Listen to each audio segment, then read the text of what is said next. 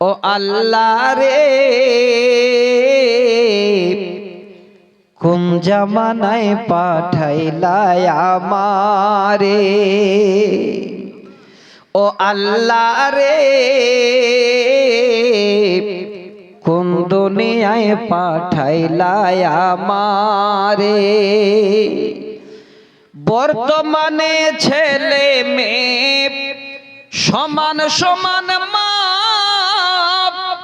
লম্বা চুল কাটিয়া আমি মাথায় লাগাই কে, ও আল্লাহ রে কোন জামানায় পাঠাইলা আমারে।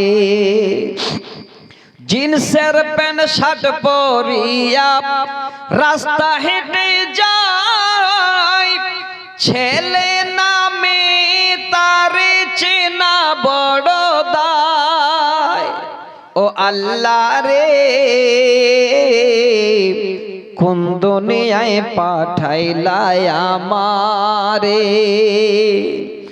বর্তমানে ছেলে মেয়ে দেখো কি কারবার, মেয়ে আগে ছেলে পিছে হুন্ডারি ড্রাইভার, ও আল্লাহ রে কোন দুনিয়ায় পাঠাইলা আমারে। এই কবিতাটাকে কেন্দ্র করে 5টা হাদিস শোনাতাম আপনাদের। বাবার কত দায়িত্ব বাচ্চাকে প্রতিপালন করার। যদি এই রকমের সচেতন বাবা হতো তাহলে কোনোদিন বাবার মেয়ে জিন্সের প্যান্ট পরতো না, কোনোদিন বাবার মেয়ে বাইক চালাতে আগে বাড়তো না। এই রকমের আদর্শ মেয়ে পেতেন, ছেলে পেতেন, আদর্শ পরিবার তৈরি হতো। কিন্তু আজকে আমাদের সবথেকে অভাব হলো টাইম। এই টাইমটা আমরা দিতে পারছি না। আমি একাই যদি টাইমটা একটু বেশি করে নিই, প্রধান বক্তা ফাঁকা পড়ে যাবেন। তো ভাইজান, আমি আপনাদের কাছে বিদায় নিচ্ছি। এবার সবাই গুছিয়ে বসেন, তারপরে ইনশাআল্লাহ অনেক কিছু আলোচনা হবে। আপনারা আলোচনা শুনে তারপরে আপনারা সবাই যাবেন। আমি কি করিলাম এ দুনিয়ায় আসিয়া, চিন্তা করে দেখ রে মন ভাবিয়া, আমি কি করিলাম এ দুনিয়ায় আসিয়া, চিন্তা করে দেখ রে মন ভাবিয়া। দুনিয়াদারির মহাব্বতে পড়িয়া, আল্লাহ রাসূল সবই গেলাম ভুলিয়া, আমি কি করিলাম এ দুনিয়ায় আসিয়া, চিন্তা করে দেখ রে মন ভাবিয়া।